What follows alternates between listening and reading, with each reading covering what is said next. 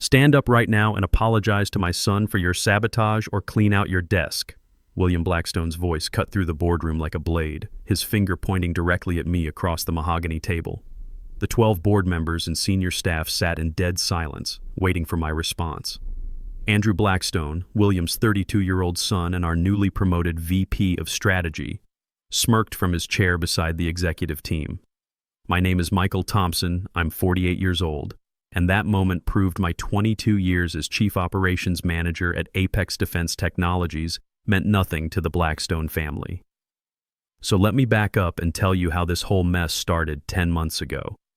Back then, I was running operations with a team of 16 solid engineers and technicians. We specialized in aerospace manufacturing for defense contracts, and I knew every rivet, every specification, every safety protocol by heart. After serving 12 years as a Marine sergeant and working my way up from the shop floor, I'd earned respect through actual work, not family connections. Then William hired his son, Andrew. First day on the job, Andrew rolled up in a brand new Tesla Model S, wearing a custom suit that cost more than most of my guys made in a month. He had an MBA from Stanford and exactly zero real-world aerospace experience. According to William, Andrew was there to modernize our operations and bring innovative cost management to an aging workforce. Red flag number 1. But I figured every boss's kid deserves a chance to prove themselves. Michael, you'll be mentoring Andrew, William announced during our department meeting. Show him our processes. He's got some fresh ideas about optimizing efficiency. Andrew's first fresh idea was cutting our materials testing protocols by 50% to accelerate production schedules. When I explained that aerospace contracts require specific safety certifications, he waved me off. Look, Mike, I understand you're comfortable with traditional methods, but we need to embrace lean manufacturing principles. My father expects measurable improvements, not status quo thinking. That's when I realized we had a serious problem. This wasn't just nepotism. This was dangerous nepotism applied to aircraft component manufacturing. Now here's where things get interesting. My son Danny is serving as an Air Force crew chief on C-130s right now. He's the guy who signs off on whether those birds are safe to fly. So when some MBA kid starts talking about cutting corners on aircraft parts, it's not just about business for me, it's about bringing my boy home alive.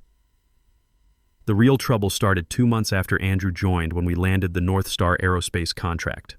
Worth $350 million over 4 years, it was the biggest deal in our company's 28-year history.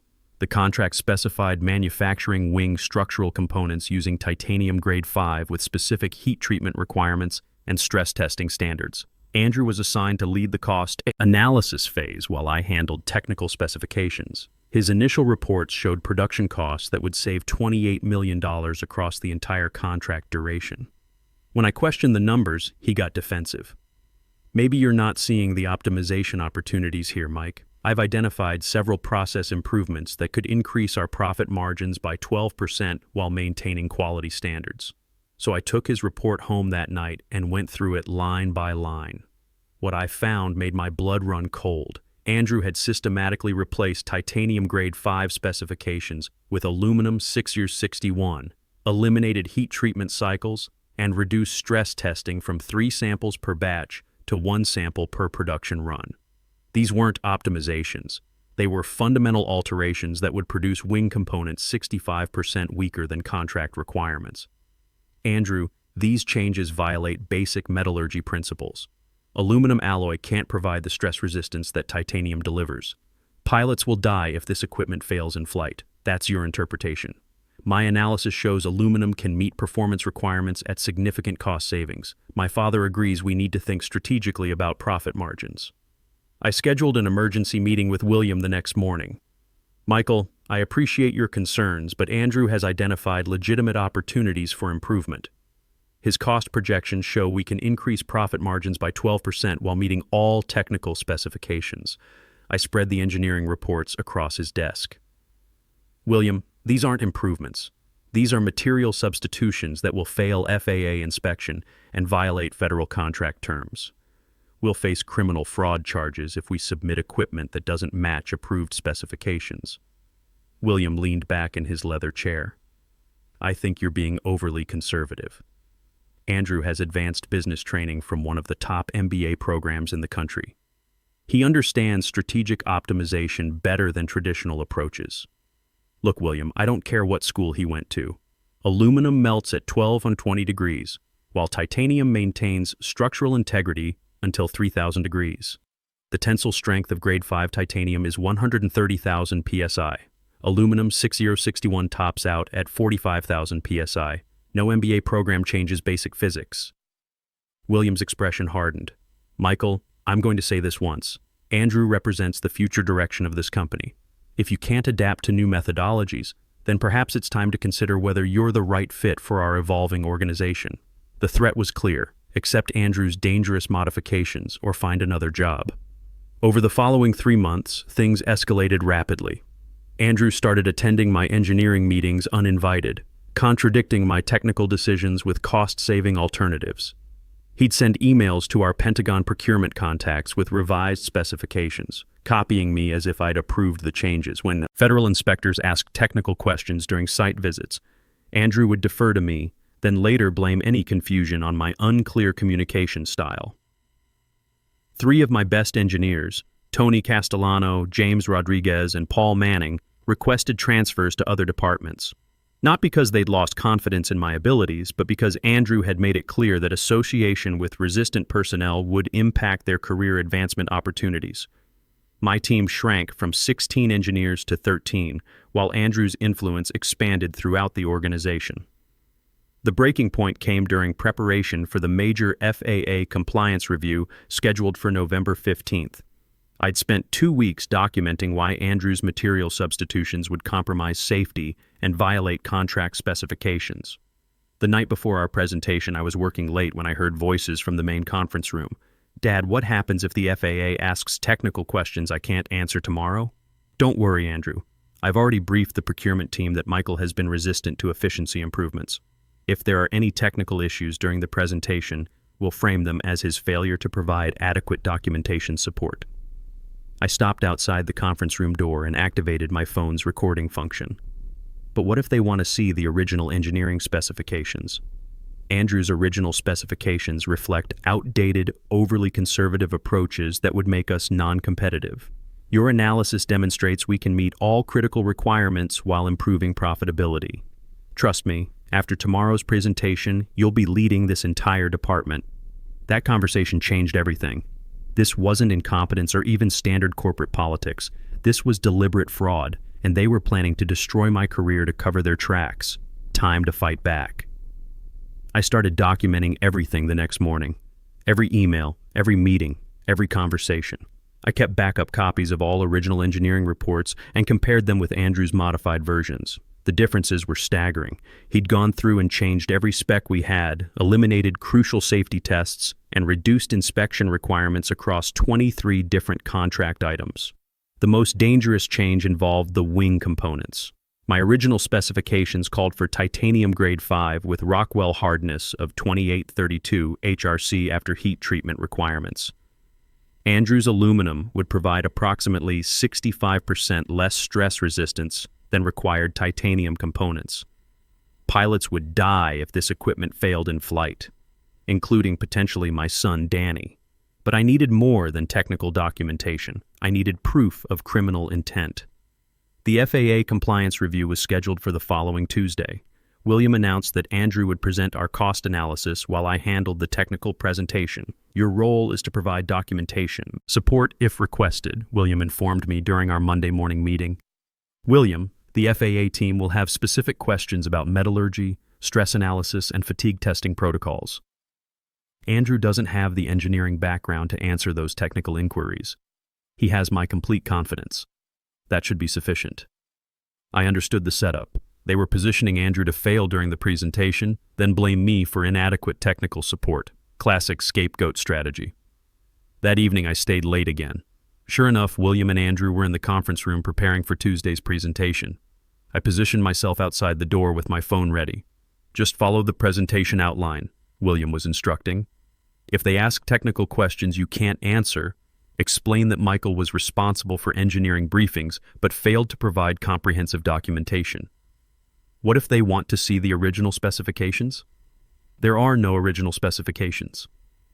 Michael's analysis was incomplete and overly conservative for modern manufacturing standards. Your cost optimization study represents our official engineering position. I had it all recorded. But something Tony Castellano told me the next day made the situation much worse. Now Tony wasn't just any engineer. He was our union rep and a former Navy machinist who'd worked his way up from the shop floor just like me. We'd grabbed coffee together plenty of times over the years, talking about everything from deployment stories to raising kids. Mike, we need to talk. Not here at the office. Can you meet me at Murphy's Diner on Route 9 tonight at 8? Murphy's was a 24-hour truck stop 15 miles from the office. Tony was already there when I arrived, sitting in a back corner booth with a folder and a concerned expression. "We have a serious problem," he said without preamble. "William's been monitoring your computer activity, your emails, your phone calls from the office. He's been building a surveillance file on you for the past 2 months."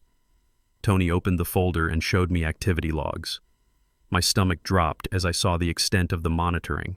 Every document I'd accessed, every email I'd sent, every phone call I'd made from my office extension, all logged and tracked. How is this legal? Technically, company equipment allows for monitoring. But here's the concerning part. He turned to another page.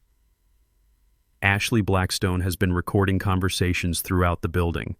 Not just casual workplace discussions, formal meetings, private phone calls, confidential discussions with other employees. The page showed a directory of audio files organized by date and participant names. My name appeared in dozens of entries. This goes beyond normal corporate surveillance. Ashley's been systematically collecting information on anyone William considers a potential threat, including Colonel Patricia Hendricks, our primary board member. What kind of information on Patricia? Financial records, private communications, details about her military pension. William's been building leverage files on the entire board of directors. I stared at the surveillance data. This wasn't just nepotism or fraud. This was systematic corporate espionage designed to maintain control through blackmail and intimidation. "Tony, why are you showing me this?" "Because you're not the first target." Over the past 3 years, William has systematically pushed out 4 other senior managers who questioned his decisions. He replaces experienced personnel with family loyalists, then uses surveillance data to control anyone who objects to his methods. What happened to the other managers? Thomas Anderson from Quality Control was forced out after William discovered personal financial problems and threatened to report them to federal security clearance authorities. Lisa Martinez from Procurement quit after Ashley recorded her complaining about Andrew's inexperience, then William threatened to sue her for creating a hostile work environment. Tony closed the folder. William doesn't just fire people who oppose him. He destroys their careers and ensures they can't find work elsewhere in the aerospace industry. What do you want me to do? Fight back. But you'll need more than engineering reports and recorded conversations. You'll need someone with enough influence to challenge William directly. That's when Tony told me about Colonel Patricia Hendricks' background. She wasn't just our biggest board member. She was a former Air Force procurement officer with 15 years' experience in defense contract oversight. More importantly, she maintained active security clearances and ongoing relationships throughout the Pentagon procurement system. Patricia has been asking questions about our recent performance metrics. She's noticed discrepancies between reported costs and actual deliverables. I think she suspects something is wrong, but she doesn't have concrete evidence. Can you arrange a meeting? Already done. Tomorrow, 2 p.m. at Riverside Coffee downtown. She thinks you're briefing her on technical specifications for her investment review. I drove home that night with my head spinning. William's operation was more sophisticated and dangerous than I'd realized. He wasn't just covering up Andrew's incompetence. He was running a systematic scheme to defraud the FAA while eliminating anyone who might expose the truth. But now I had allies. Tony controlled the union connections. Patricia had Pentagon relationships. And I had documented evidence of fraud. The next 48 hours would determine whether we could stop this conspiracy or whether William would succeed in destroying all of us. Colonel Patricia Hendricks wasn't what I expected. At 55, she looked more like a retired college professor than a major aerospace industry board member. But when she studied my engineering documentation at Riverside Coffee the next afternoon, her questions revealed the sharp mind of someone who understood both Pentagon procurement and corporate fraud. Michael, these material substitutions aren't just cost-cutting measures. They're systematic contract violations that could result in federal criminal charges. She compared Andrew's modified specifications with my original reports. If these altered specifications were submitted to FAA procurement, we're looking at conspiracy to defraud the government. William believes he can control the investigation through surveillance and pressure tactics. He's miscalculated. Patricia pulled out her own folder. I maintain active relationships throughout Pentagon procurement. More importantly, I've been monitoring concerning trends in this company's performance metrics for the past 6 months. She handed me a financial analysis. Delivery schedules have slipped 23% since Andrew joined the organization. Quality control reports show increasing deviation from contract specifications. Most troubling, our profit margins have increased while our actual material costs should be rising due to inflation.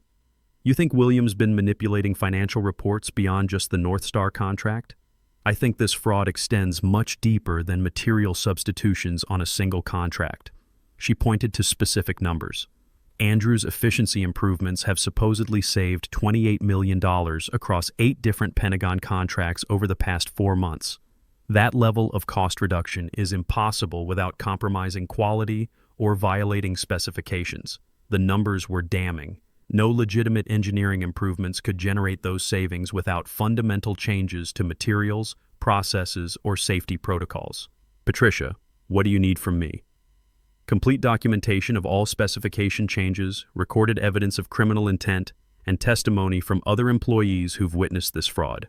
Can you provide those? I have recorded conversations between William and Andrew planning to blame me for their specification violations. Tony has documented their surveillance operation, but we'll need more than just my word against theirs. Leave that to me. I have contacts who can arrange for an unannounced FAA compliance audit. But we need to be prepared for William's counterattack. That's when Patricia explained William's leverage strategy. He'd been collecting compromising information on board members, investors, and senior staff for years. Financial difficulties, personal problems, professional disputes, anything that could be used for blackmail or character assassination. He has files on everyone, including me. Financial records from my divorce, details about my consulting contracts, even personal communications with Pentagon contacts.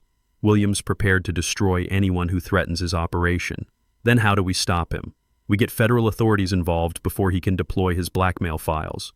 Once criminal investigators start asking questions, William's leverage becomes worthless. He can't blackmail federal agents. Patricia's plan was straightforward but risky. She'd contact her Pentagon procurement friends and request an immediate compliance audit of the North Star contract. Federal investigators would discover the specification violations and demand explanations. When William tried to blame me, we'd present evidence that destroyed their credibility completely. The timing was critical. William planned to announce Andrew's promotion to Chief Engineering Officer at next Tuesday's board meeting. That's when he'd also announce my reassignment to advisory status. Corporate speak for forced retirement. Let him make his move. Let Andrew present his fraudulent specifications in front of the entire board. Then we'll present evidence that destroys their credibility completely. I spent the weekend preparing. Tony provided copies of all surveillance logs and audio recordings Ashley had collected. I compiled side-by-side comparisons of original specifications versus Andrew's modifications for all 23 affected contract items. Most damaging was the recording of William and Andrew planning to frame me for their specification violations. Monday morning, William seemed unusually confident. He spent the day meeting privately with board members, presumably building support for Andrew's promotion. Ashley shadowed me constantly, attending meetings I hadn't invited her to and taking notes on every conversation. Around 3 p.m., Ashley approached me with a fake smile. "Michael, my grandfather wants to see you in his office. He mentioned something about finalizing transition plans." I walked into William's office to find him with Andrew and a man I didn't recognize wearing an FAA ID badge. "Michael, this is Inspector Williams from FAA Compliance Oversight. He has questions about our North Star contract specifications." My heart pounded, but I kept my expression neutral. This wasn't part of Patricia's plan. The audit wasn't supposed to start until after Tuesday's board meeting. Inspector Williams pulled out a folder. "Mr. Thompson, we've received reports of potential specification irregularities in your North Star contract submissions. Several items don't match our original procurement requirements. Can you explain these discrepancies?" I looked at the documents. They were Andrew's modified specifications with my name listed as the reviewing engineer. Inspector, I never approved these specifications. These modifications violate both safety standards and contract requirements. Andrew jumped in immediately. Michael, we discussed these efficiency improvements in multiple engineering review meetings. You signed off on all optimization measures. That's completely false. I specifically documented why these modifications would compromise equipment integrity and pilot safety. William leaned forward with practiced concern.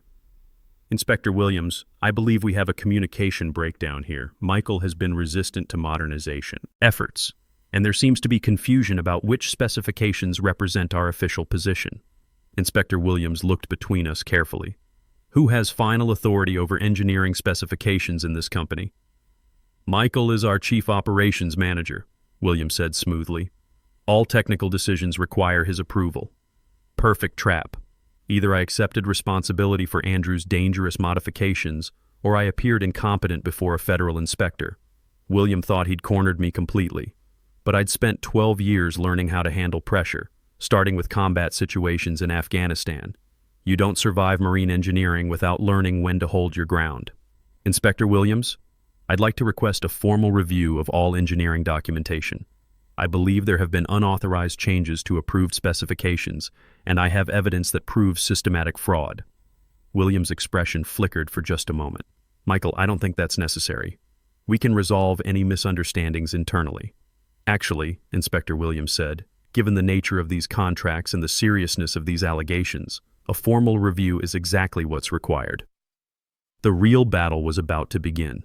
What followed was 3 hours of controlled interrogation. Inspector Williams secured all computers and documentation while federal agents interviewed employees individually. William maintained his calm executive demeanor, but I noticed Andrew sweating through his expensive shirt. By 6 p.m., Inspector Williams had copies of every engineering report, email chain, and specification document from the past 10 months. More importantly, Tony had provided access to the surveillance logs and Ashley's audio recordings, evidence that would either support our case or destroy it completely. Mr. Thompson, we'll need your complete cooperation during this investigation. Please prepare all original documentation for review by our technical team tomorrow. After the federal agents left, William closed his office door and turned to me with barely controlled anger. Michael, you just made the biggest mistake of your career. This investigation will create problems for everyone, including you. The FAA doesn't appreciate contractors who can't manage their internal processes efficiently. The FAA appreciates contractors who don't commit fraud even less. You're walking a very dangerous line here. Andrew is family.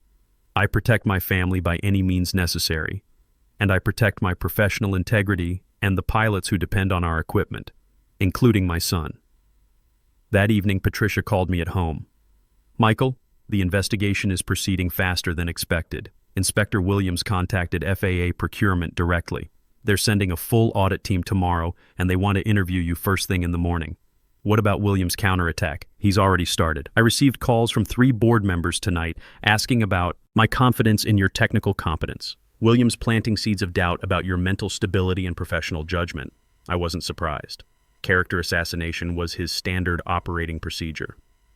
Tuesday morning arrived with unseasonable rain. The FAA audit team consisted of 4 technical specialists and 2 criminal investigators. They set up in our main conference room while employees whispered nervously throughout the building.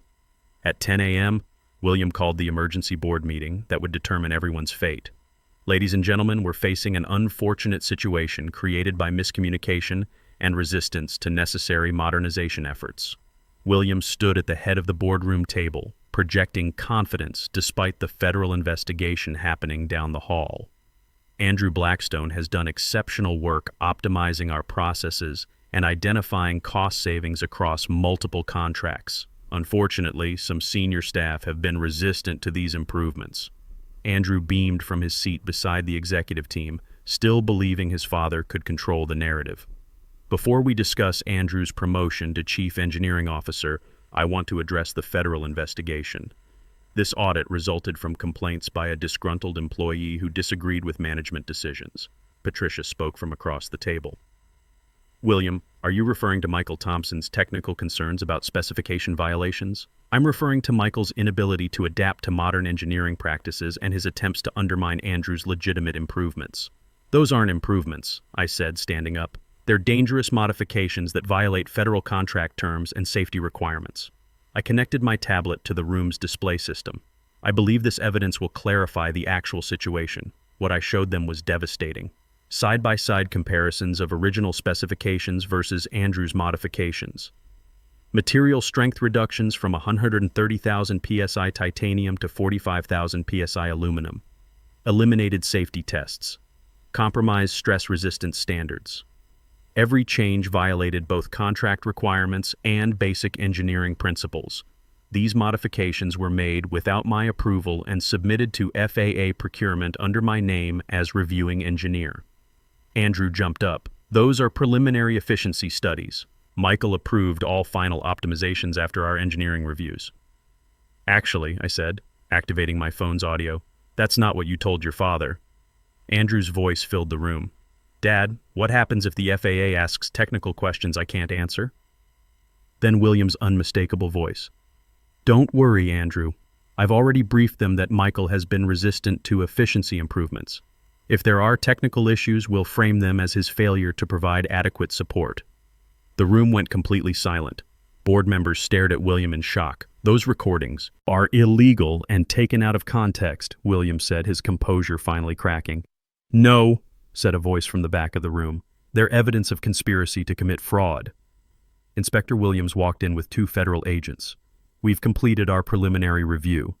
Mr. William Blackstone, Mr. Andrew Blackstone, and Ms. Ashley Blackstone, you're under arrest for conspiracy to defraud the United States government. What happened next was swift and decisive. Federal agents secured all company computers and phones. William and Andrew were handcuffed and escorted out while Ashley collapsed in her chair, finally understanding that Grandpa couldn't protect her from federal prosecutors. The charges were serious: conspiracy to defraud the government, falsifying federal contract specifications, and violations of the False Claims Act. The potential penalties included up to 20 years in federal prison and millions in fines. Patricia approached me as the agents finished collecting evidence. The board will need immediate leadership for the engineering department. Are you interested in the position you should have had years ago? 3 months later, I'm sitting in what used to be William's office reviewing specifications for upgraded stress testing equipment. The North Star contract was renegotiated with proper materials and realistic safety margins. Our engineering team expanded from 13 to 19 engineers, all hired based on competence rather than family connections. The investigation uncovered the full extent of the fraud. William had been systematically altering specifications across 8 different defense contracts over 18 months, claiming $28 million in fraudulent cost savings. The scheme wasn't just about the North Star contract. It was a pattern of criminal behavior designed to inflate profit margins at the expense of equipment safety. William pled guilty to federal fraud charges and received 6 years in federal prison plus $8.5 million in fines and restitution.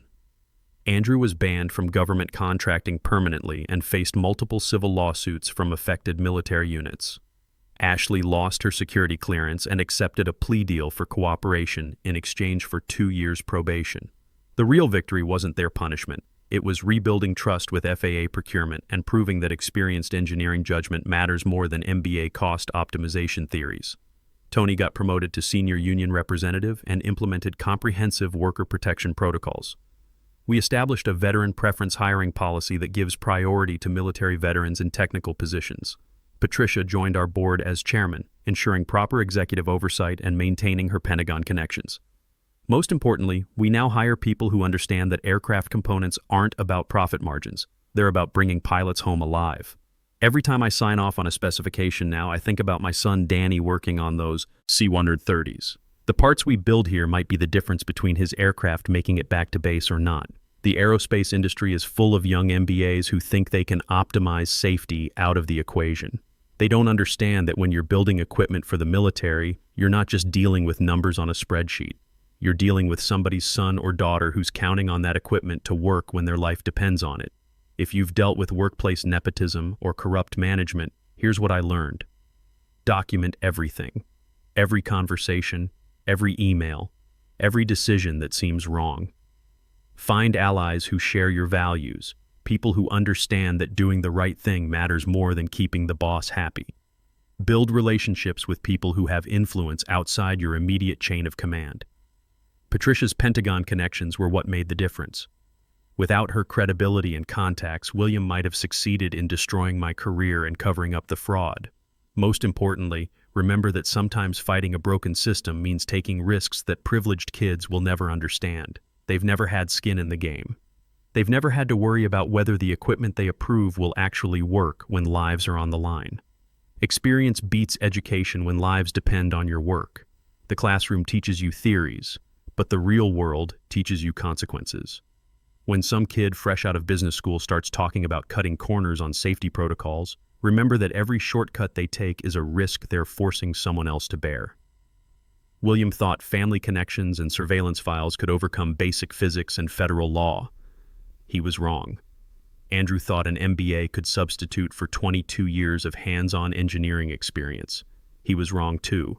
In the end, the truth has a way of coming out. Titanium is stronger than aluminum. Experience matters more than connections. And integrity beats corruption every time, as long as you're willing to fight for it. That's my story. Michael Thompson, Senior Vice President of Engineering, Apex Defense Technologies. Still here, still fighting for quality over shortcuts, still making sure our equipment works when it matters most. And every day, I'm grateful that my son Danny gets to fly an aircraft built by people who understand that safety isn't negotiable. The Blackstone family learned that the hard way. Some lessons cost more than others.